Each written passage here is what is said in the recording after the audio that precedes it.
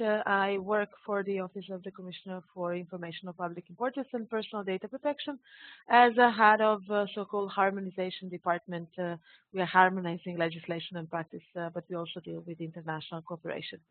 I also am active with the Council of Europe, to be precise, with the consultative committee to the convention so-called 108. This is convention for the protection of individuals with regards to automated personal data processing.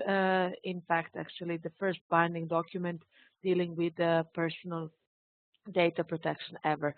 This Council of Europe convention is open to also to non-Council of Europe member state, and so far there is one non-Council of Europe member state that is a part of convention. There I am active as the second vice chair of the consultative committee, and have the opportunity to be more involved and in the field of personal data protection, not only on behalf of Serbia, but also of the Council of Europe. My topic for today is the right to be forgotten and data protection. More or less, it will be based on the Court of Justice of the European Union decision on the right to be forgotten, or what is thought to be a decision on the right to be forgotten, to be more precise. But I'm not an EU representative here, so it might be that I'm actually giving my own opinion of the decision and consequences thereof. Just perhaps a little bit about my background in terms of personal data protection. I'm coming from Serbia.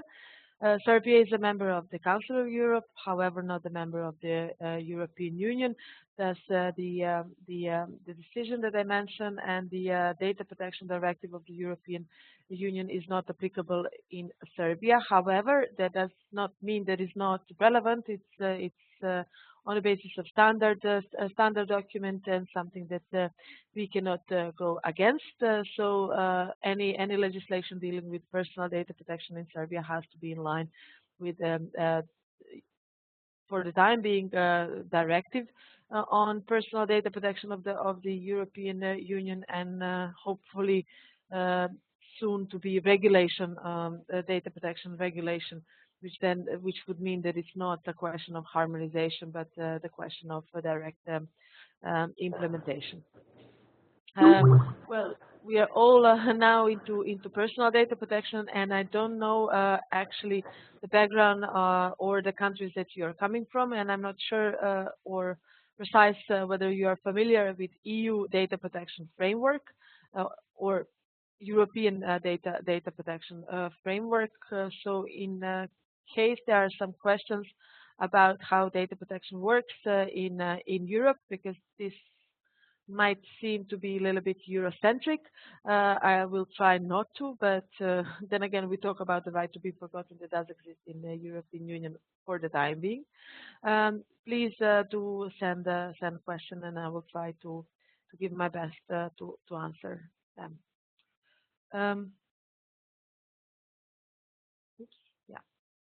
So this is actually the case, so-called Google versus the Spanish Data Protection Agency. This is the abbreviation for Spanish Data Protection Agency, which started actually 4 years ago.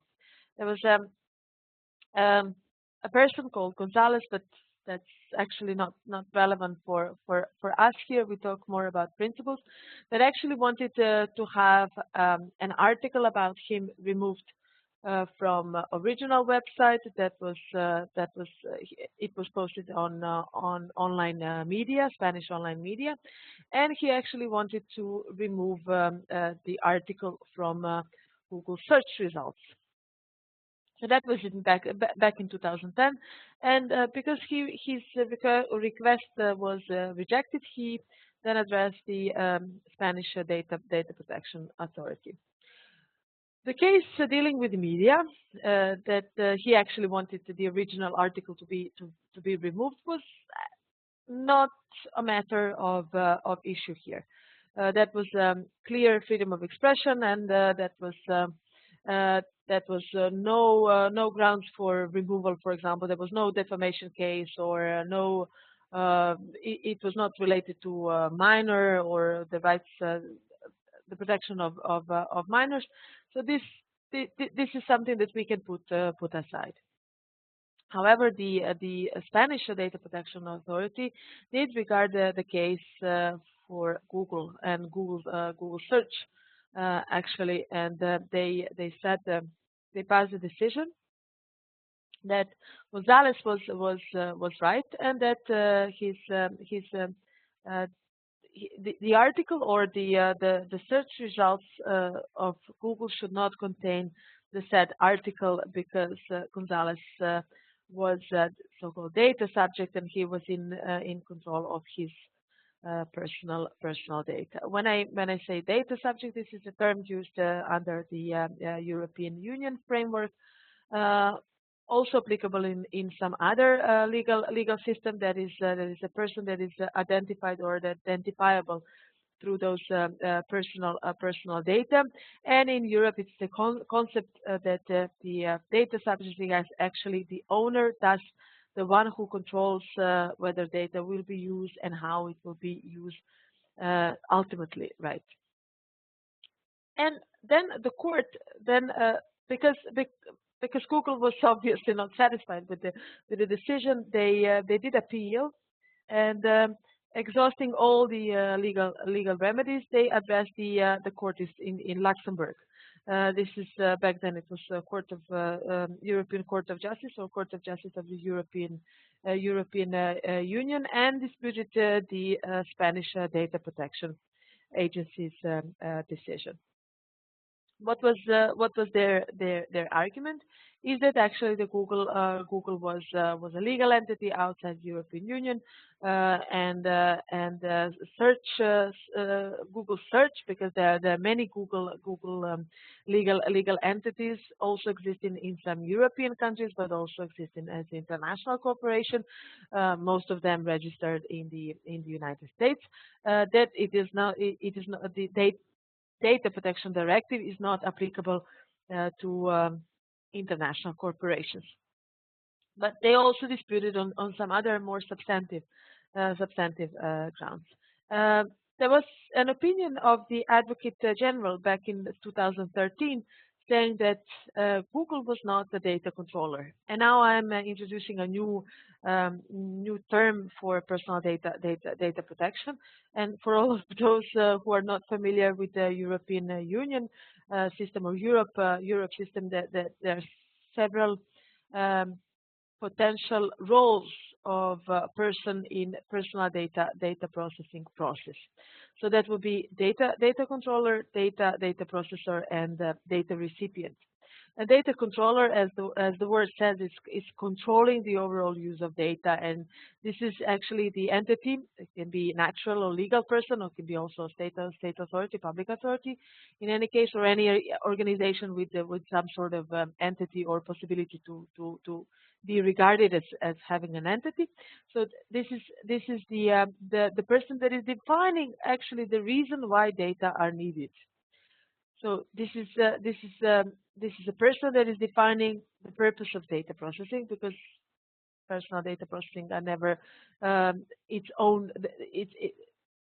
The reason why we process personal data is not to process personal data. It's always something else. But we then need personal data to achieve that goal. And data control is throughout the whole process of processing. Data means collection, analyzing, collecting data, merging data, linking data, deleting, having data safe and secure, etc., etc. This is the person that is responsible throughout the whole process. Personal data processor, on the other hand, is somebody that is doing this all, but on behalf of somebody else, on behalf of data control. And personal data processor is more like somebody that is taking one or two actions with regard to personal data processing, but the person itself actually does not need the data for his or her use or purpose, to be precise. And data recipient is actually any person that to whom data were made available. So Advocate General back in 2013 said that Google was not a data controller. The implication thereof would have been actually, because that was not the stance that the court was also having. Then implications of the decision would have been completely different. And then in 2014, to be precise, in this summer, European Court of Justice of the European Union said that Google search was a data controller, or maybe first that the Data Protection Directive was applicable to Google, and that there were data controllers. So, and now we are talking about the ruling of the decision. So there were several actually questions that the court needed to answer before passing the decision, of course, or obviously. A was directive, so-called 9546, applicable to this particular case. In other words, whether Google search could be regarded as or Google Incorporated can be regarded as subject to Spanish law or personal data directive or European Union acquis communautaire, to be precise. There is a legal entity, Google established in Spain, so-called Google Spain, that actually, however, did not process personal data in the sense of search results. That was the role of Google Incorporation, which was not registered neither in Spain nor in any other EU member states. So that was the first question, whether directive would be applicable in that particular case. This question, however, does not deal too much about personal data protection. It does have effect on personal data protection, especially when we talk about online privacy, but it also has effect in any other so-called establishment clauses, and whether it is whether a European Union rule would be applicable to a foreign legal or any other entity. The court said yes, that the directive would be applicable to Google Incorporation. If applicable, of course, the second question arose would be, okay, in what capacity Google Incorporation was in this particular case? I mentioned that there are three potential roles of an entity in personal data processing. So that would be controller, processor, or recipient. Interestingly, the court said that Google was controller. That means that, as I said before, that Google Incorporation, with their search results, define the purpose of the processing of collection of data and further processing. And that was somewhat unusual, in the lack of a better word, but we can agree or disagree. Nonetheless, that was the court ruling. One of the counter arguments was that actually Google was not a controller, so Google was only, or if controller, then Data Protection Directive would not be applicable to Google, because it was for the purposes of freedom of expression or media, which actually was the argument that the court did not accept. They said that it was a data controller, and that's one of the rules for data controllers had to be applied. And then the last question was if the directive was applicable to Google incorporation, and if yes, if under that directive Google was a controller, uh, what should have Google done? So in case in like at the beginning when Mr. Gonzalez was sending request to Google to remove that article, what should have been the action taken by Google? And the consequence was that, or the court ruling was that the Google should have removed that article from search results. Interestingly, in this particular case, there were other uh, states or member states that took part as interested parties, including Austria or Greece. And Austria had uh, an argument that this should not be the case because the initial article that existed on websites, on online media that I mentioned at the beginning of this presentation was not removed. So because it was not illegal, there was no obligation for any other intermediaries or any other people or persons involved to act differently. So that was that was one of the arguments. Also, the counter argument was that this the search results, particular search results, could be removed under condition that it was removed from the original website. Nonetheless, the court did not accept that argument. So what was actually the follow-up?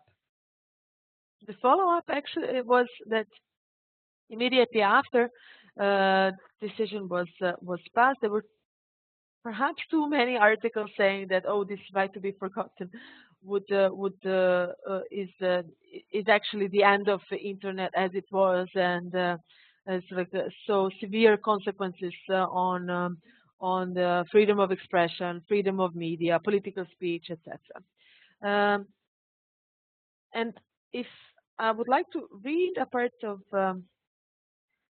court conclusion saying about this right to be forgotten.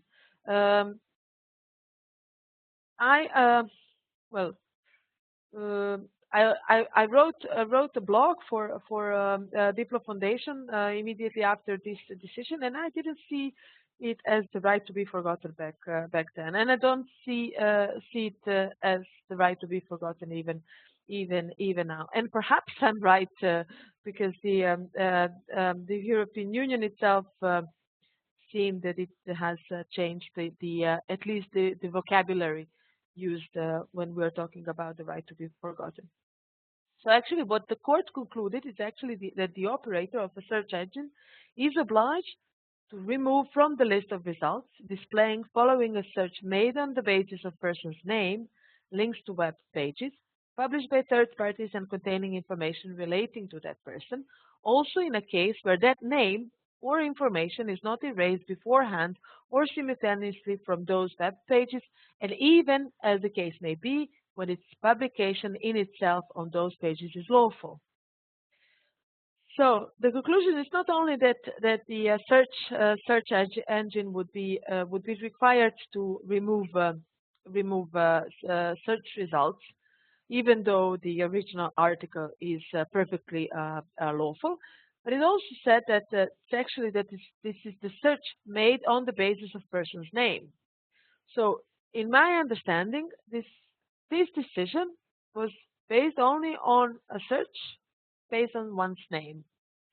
So whether nickname or some like additional names could be also regarded as persons' names. That's something to be seen in the process of enforcement of such a decision or implementation. But the court did not say that it would be completely removed from the search results. Of course, it may be interpreted like that, but this is not what the court said. And this is why I called it panic on the street of the World Wide Web, because perhaps it was not as severe as it may have seemed in the first place. And then we come to the reaction, so-called follow-up. Article 29 Working Party, for if some of you is not familiar with the EU data protection framework, and I apologize for coming back if you're all aware of it, but to be on the safe side, I prefer to be perhaps redundant in some aspects rather than omit something that might be important for some of us or some of the participants. So Article 29 Working Party is actually a body in the European Union comprises of the representatives of the data protection authorities, in each of the member states. This is a more as a standard setting body. They have joint actions. This is actually a platform for cooperation. The Article 29 has adopted many opinions that are very or extremely relevant for anybody wishing to apply or understand the Data Protection Directive, but also to understand new trends and what is going on and what will be a topic in future on personal data protection. This is also a body that is evaluating so-called adequacy level of data protection in third parties. So, for example, when Canada was applying to have free flow of personal data with the European Union, that the adequacy decision was also made by the Article 29 Working Party. It is also a body that is now questioning the safe harbor agreement or process of US-based companies saying that they will treat personal data coming from European Union countries as they are treated or they are to be treated in the European Union. So back in July, when the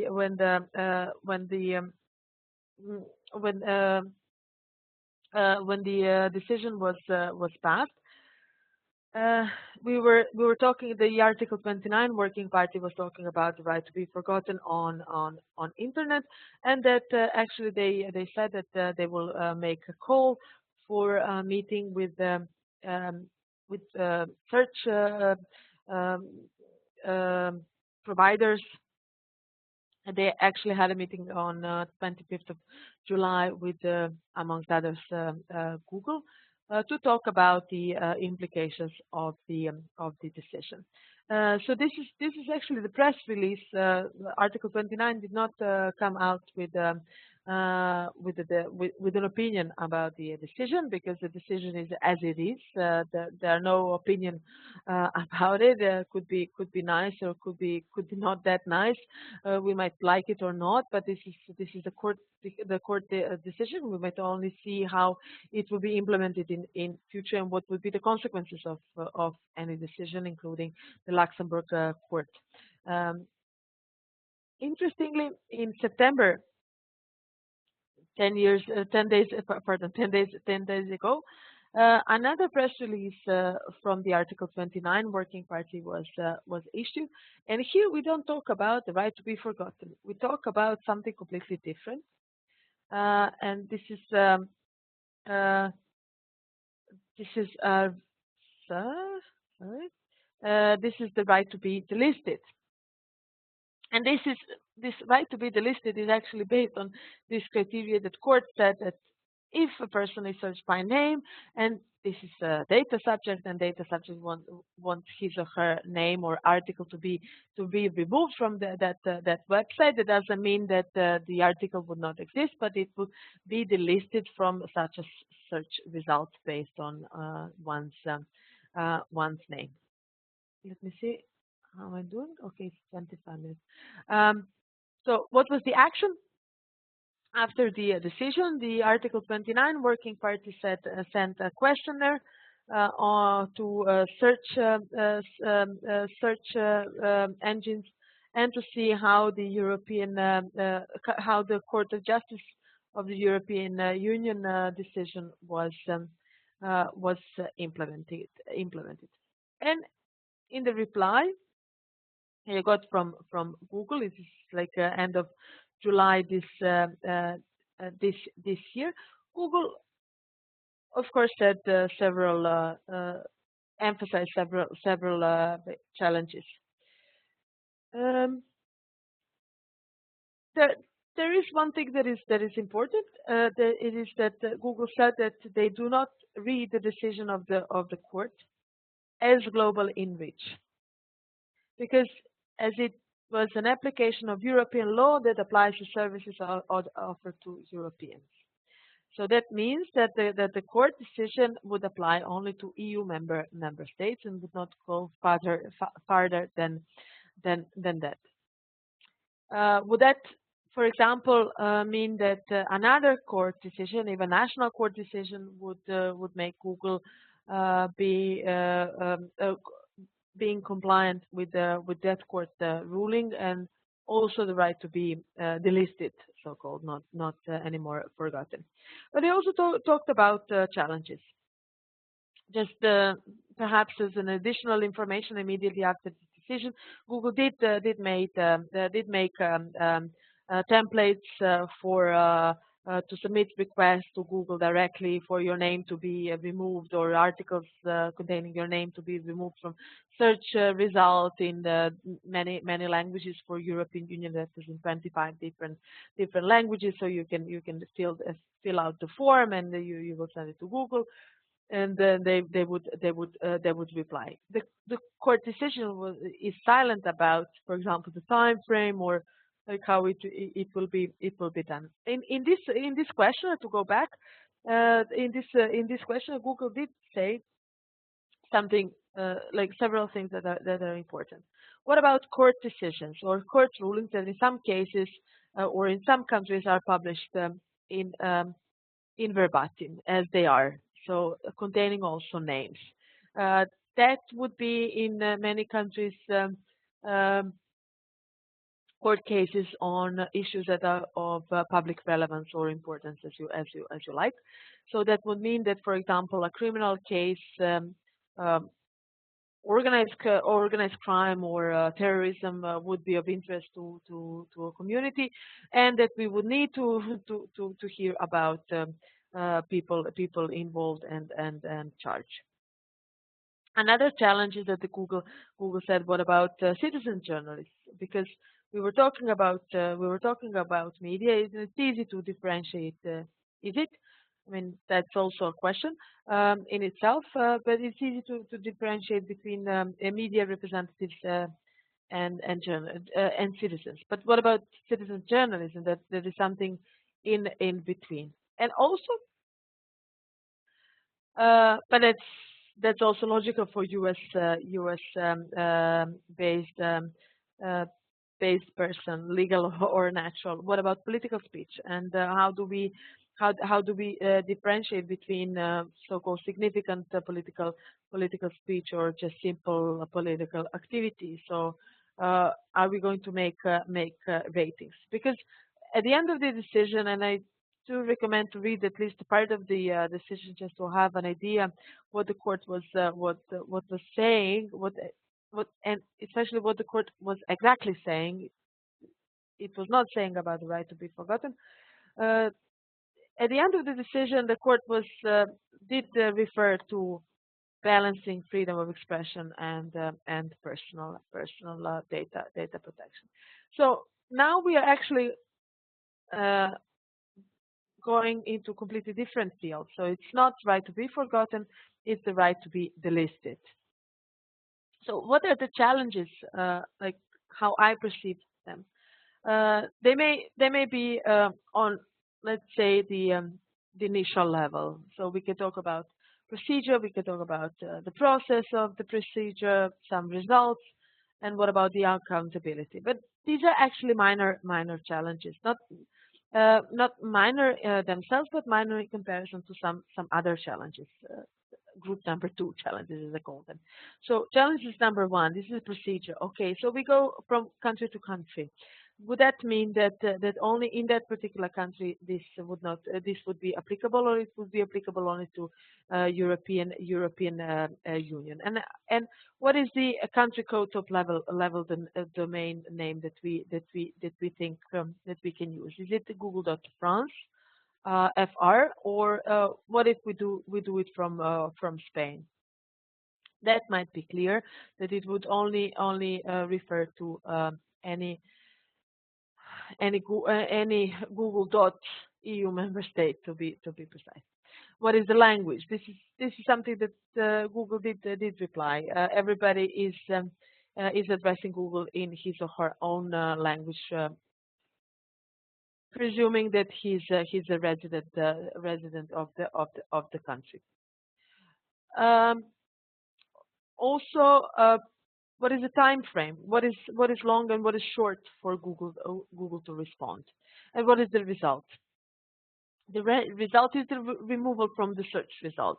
But there was also a question in this questionnaire that Article 29 sent to Google and some other search engines, whether they notify a website publisher. That they would go to the source. Do they go to the source? Are they obliged to go to the source? And bottom line, what is the accountability of Google or any other? The group 2 challenges I deem more important. So what about freedom of expression?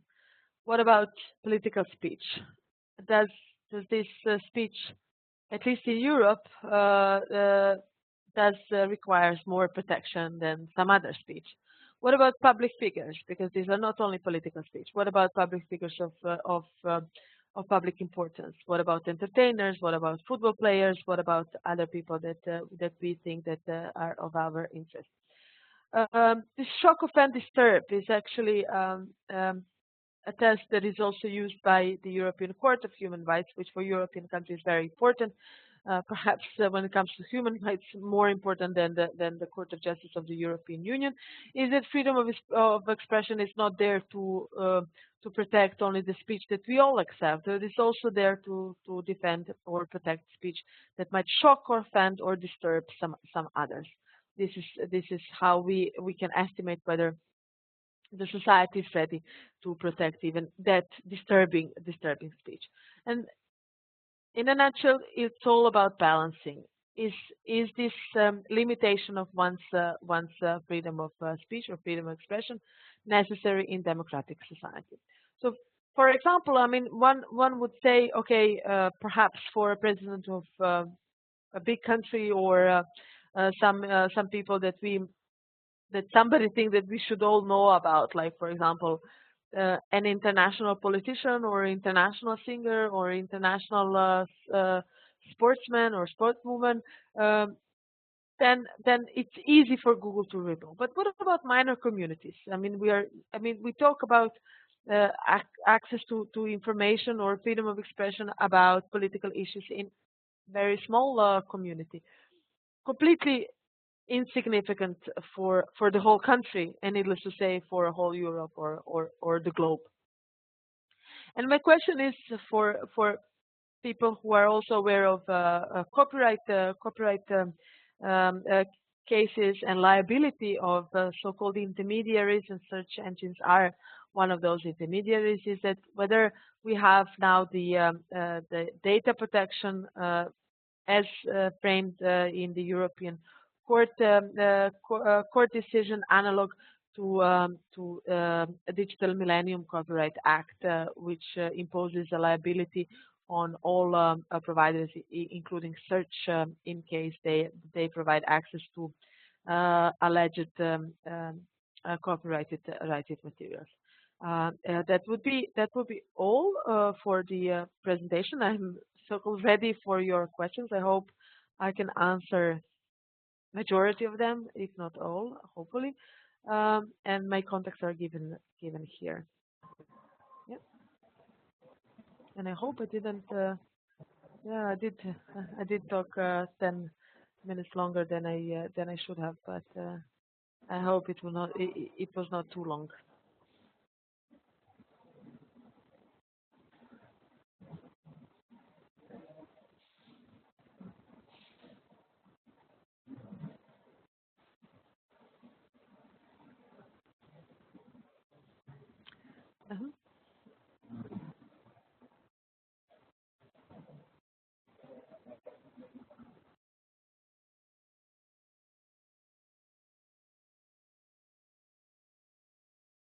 Um, um, should I read the question? Okay. There is one question said that you talked about terminology of the right to be forgotten, indicating that it is a more complex issue. How much of this problem do you think can be solved by better online habits? Can it ever be solved if individuals are not competent in basic digital hygiene? Um, well, in my personal opinion, I always think that data protection is not only something that we should solve through laws. I myself am a lawyer, but I don't trust the law would provide answer to everything, or definitely should not provide answers to anything. Online habits and digital hygiene is very important, and while preparing for this presentation, I was thinking, okay, what about right to be forgotten? And what about something that I heard the Finnish data protection commissioner was saying, right to be silly. Okay, so it's one thing to be it's one thing to have done something when somebody not not even minor, but in his 20s or 30s, and that's also part of our history. But the use or abuse of it, I mean, that's something else. It's not only about the habit of a user about him or herself, but it's also about habits of other users using or abusing information they know about somebody else. In my opinion, it would be also relevant whether somebody was doing something that is not inappropriate. I would always leave a possibility to have a person being changed or improved through time, or maybe forgiven, not forgotten, but forgiven. I'm not sure whether that answers the question, but I do think that more should be put into um, education. Might be a strong word, but also uh, maybe awareness raising or improving skills and knowledge, and this awareness of consequences when we do something online, or if somebody does something online, what are the implications thereof, or what might be implications thereof in life. Um, if I haven't answered questions, just please send me another one, because um, the advantage of this, or disadvantage, or I think it's disadvantage is that I cannot hear nor see you. So and I do prefer, although I love online media, but I do prefer eye contact. Um, so next question was, in your opinion, don't you think this ruling is opening up a can of worms, where a search engine can bring down content that is not in its favor? Yes, I do think I do think that, and I also think that they are not apt there to estimate. I think it's very difficult for a third party to estimate whether a speech was within line of freedom of expression, or whether there was a breach or abuse of freedom of speech. And that's not only applicable for personal data protection, that's applicable in any other field. Copyright has really proven that should this is not functioning quite well. If we impose liability on intermediaries, then we are actually privatizing human rights enforcement, or maybe even violation.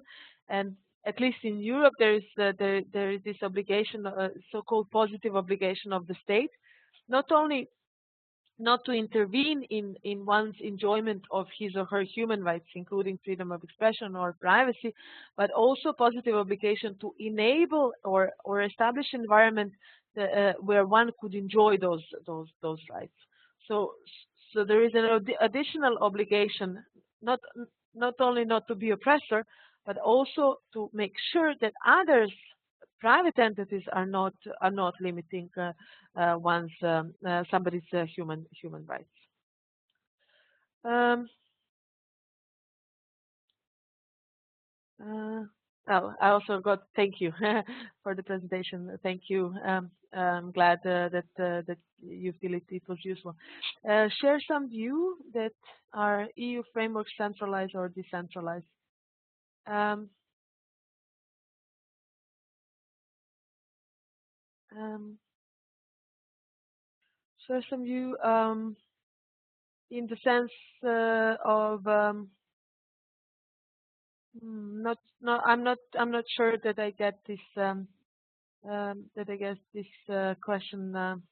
Right, centralized or decentralized. I think EU framework. If we are talking about data protection framework and directive as it is now, uh, this is an issue that is under debate. Currently, there is a new regulation being prepared. That was actually governance of Aha, okay. Is EU framework developed in centralization or decentralization, government governance of internet? Okay, so I think I understood. So data protection directive is actually an instrument of harmonization. That would mean that once adopted on or at the European Union level, the country itself or each and every country can will adopt national laws that would be to to this or that extent compliance. They should be in compliance, but there is a room also for a national interpretation or national regulation. Now, what we are talking about in the European Union, we are talking about the regulation. Then it would mean that it would be directly applicable in the EU member states. That would mean that it would be entirely enforceable. So that would also mean that there would be no maneuver for the state to interpret one article differently than as interpreted in other countries. Um, in the sense that's centralized, but Eurocentric rather than the of global importance. However, that also means that it's of global importance because if you want to have your personal data transferred to non-EU member states, there are certain rules that one has to comply with. For example, binding corporate rules if it is exchange of data within a corporation, or certain clauses that are given that are given in advance, so they cannot change, and you have to implement them as they are. That would always identify a person who is responsible and accountable for personal data in accordance with EU Data Protection Directive. So bottom line, it does affect also non-EU member states. It definitely affects European countries if they are in European integration process. So none of the national legislation can be different than it is in Europe. So um, they have to be in compliance with EU Data Protection Directive and even opinions of the Article 29 Working Party. The post question. Okay, this is from DiploFoundation. How does it work for people with a criminal past, such as ex-convicts or murderers or sex offenders? Would you want to know if your neighbor has such past? I myself am not certain, and I'm not don't know whether I can give a clear-cut answer, because in my case, uh, well, in my opinion, that would depend on case-by-case basis. So we do have people um, with criminal past, let's say. Those people can also or should also have a chance to change. But on the other hand, there are some crimes that are severe that, for example, there is no expiry period for prosecution, like, for example, crimes against humanity or genocide. or war crimes. These are crimes that most of the not most, just to be precise, many countries agreed and signed international a document that the prosecution should not have a timeline. So you can always prosecute such crimes. So when it comes to those crimes, I would say that ex-convicts or such criminal past should be known to the public. When we talk about sex offenders, then we can talk about minor or severe sex offenders. There were some initiatives, and in some countries they do exist. The register of pedophiles that might be available to some to many other people. I myself, and I don't know, I think there is a risk of having such databases available to unknown number of people. I do think that that would be on the need to know basis. I don't know whether this answers your question, but I do think that it would depend on case by case basis, and that this balancing test should always take place. And I would go back to what was said as one of the counter arguments in the Google decision, is that the search results should be removed only if the original article from the original website was removed as well. So there are grounds for removing something that is a consequence of something that is original. So if we remove the original, the initial article, then we can talk about removing all the trails that this article leaves. There was also whether whether the right to be forgotten when referring to the Google judgment actually a misnomer. I think it is. I think it is only a narrow reading of the decision, that actually the court is not saying that, or this is my hope that the court is not saying that. It's not the right to be forgotten. It's just the right not to be searched under one's name. Not even that. It's I think that the decision is about the right of individual to control the search results of his or her of him or herself based on his or her name. I think that would be actually the definition of what was the court saying in this particular case. We're seeing the start of internet segmentation based on geographical location, the same search parameter giving different results in different locations. I think we have already seen this without this court decision. Unfortunately, what we or perhaps there is some fortune in that. I don't know. I think that that is still the case. I mean that we have different search results, whatever we search online. We just have to be aware of it, and that's it. And if we want to look for something, we have to go even to the page number 17 and see whether the search results are different or giving us something new. Whether this is a start in more institutionalized level, that I'm not certain, and I don't think that I'm a person that can predict that, and I wouldn't even dare to do that. But it might be. It might be. But so does any matter that might be subject to different interpretation. Like, for example, copyright. If we go back to copyright, I do think that these issues might be comparable. What might be a positive thing is that personal data protection, for the first time, not for the first time, but from this institutional level, is getting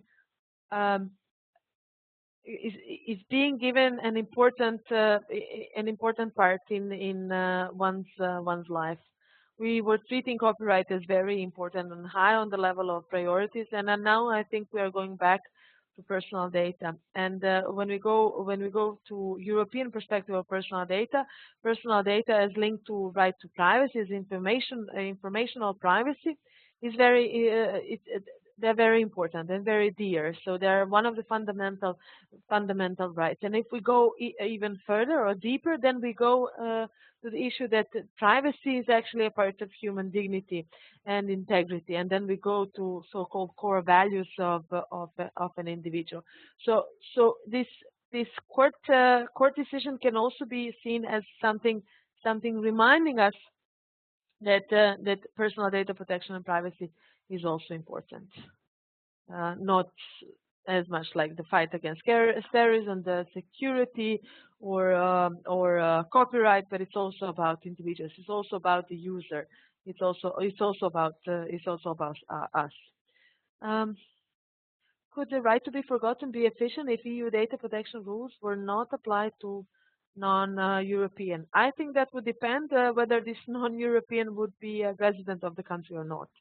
If it's not resident, I don't think that it will be applicable, or at least it seems that Google in their questionnaire submitted that they fill out and submitted to the Article 29 working parties. It's also available online. All those documents are available online.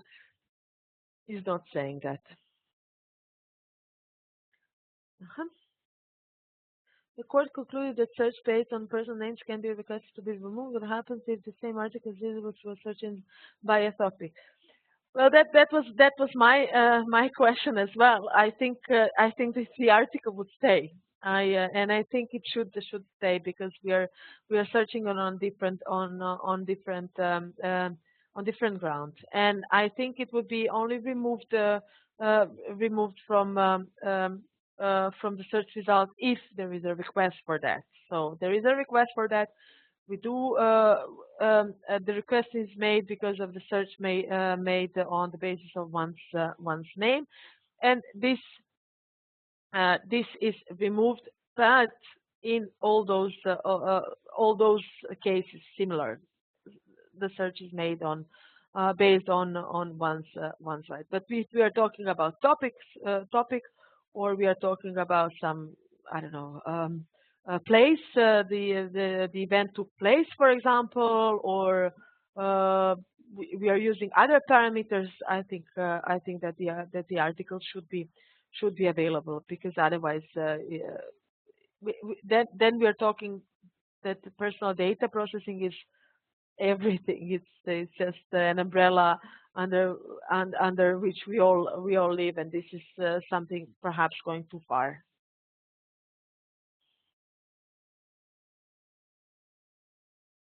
Yeah. I don't see any more questions.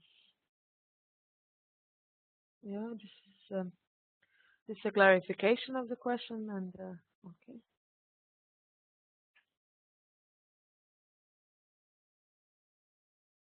Uh, There's also a question related to this criminal past and the ex-convicts or murders or sex offenders. That the part of that question that I might not have answered. Would you want to know if your neighbor has such a past? Um, if that was directed to me, actually, I wouldn't like to know that. Um, I wouldn't like to know that. I would rather trust in a system and know that, for example, sex offenders would not be allowed not sex offenders, but pedophiles, for example, would be under control and would not be able to live or work with children or close to children, etc. But whether I would like to know that, nah, because I I personally do believe that people can change, or that society should give an opportunity to change, or to um, atone. So yeah, I wouldn't like to know. Mhm. Okay. How about other search engines? and web.archives.org. Hmm. Um, well, that would be applicable to any other search engines. I mean, this decision is standard setting also. So we don't need another court decision saying yes, it is applicable to you, and it is applicable to you, and this is applicable to you. This is applicable to all search engines. Web archives, yeah, archiving. It's another. It's um, from the protection perspective, it might be completely a different topic. It might not be only personal data processing, but it's also about, for example, research. And often, or almost that is always the case, that archives or purposes for like scientific purposes or historic purposes are excluded from general data protection rules. But that would again depend on a particular case.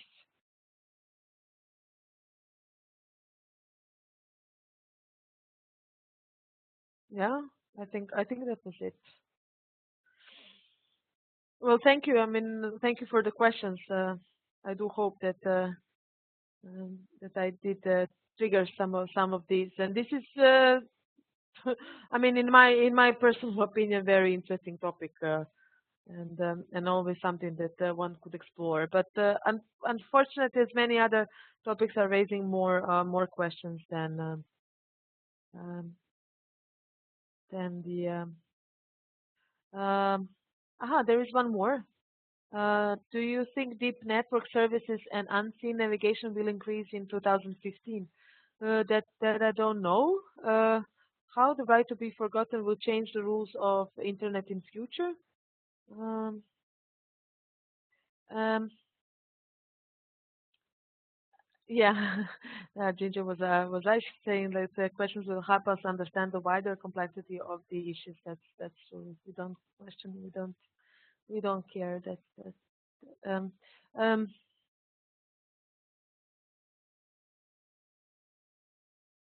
Well, how the right to be forgotten will change the rules of internet in future. I do hope that we are not talking about the right to be forgotten as one would think of this right to be forgotten.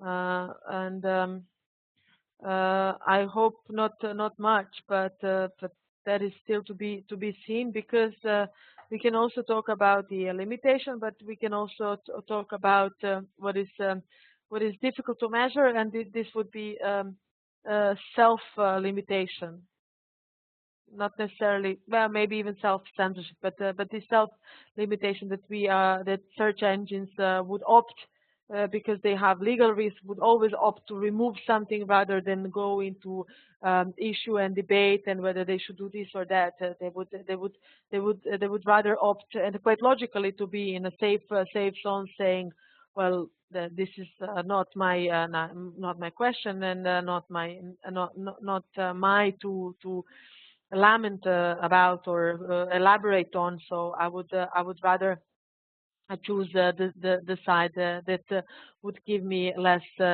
headache, and that would be, for example, to remove the article, even though there is uh, interest of the public to read about that case, or maybe it could be even a corruption case. But they would opt because there is no consequence for breaching freedom of expression, but there would be a consequence for not complying with personal data protection request, or personal data removal request, to be precise.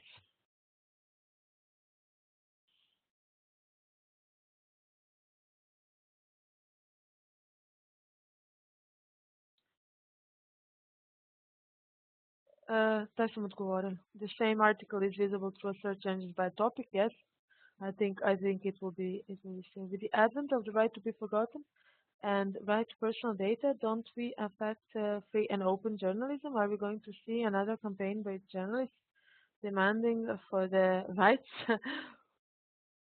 Could be. Could be. That would be that would depend on legal system. In past, we did have national security classified information and something opposing freedom of expression. Now we will see right to be forgotten and right to personal data, and then we again have a circle for classified data. I think another campaign. I think the campaign is always on. So I for any right, especially right to freely express one's opinion, and especially for journalists. So I think that it's this ongoing campaign, but this is something not new.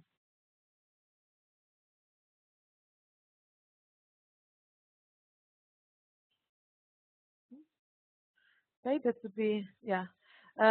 Thank you very much. I really enjoyed it. It's the first time I did. I was nervous at the beginning at least, but I really enjoyed. Thank you.